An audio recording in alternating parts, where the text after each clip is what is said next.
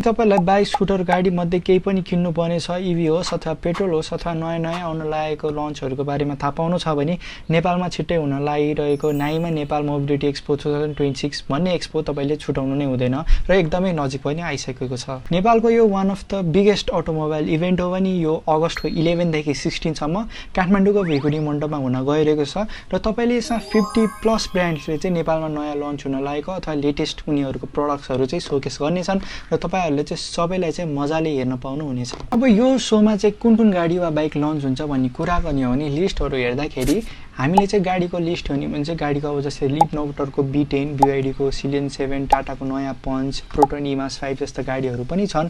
अरु पनि धेरै छन् भने टु व्हीलरको कुरा गर्ने हो भने चाहिँ RTX 300 एडभेन्चर्स भइहाल्यो TVS को, त्यही गरी अल्ट्रा भायोलेटको पनि दुईटा नयाँ देख्न सक्छौं। एउटा चाहिँ X47 हो भने अर्को चाहिँ हामीले अल्ट्रा भायोलेटको बाट चाहिँ टेसेराइट भन्ने चाहिँ नयाँ EV स्कुटर पनि देख्न सक्ने छौं।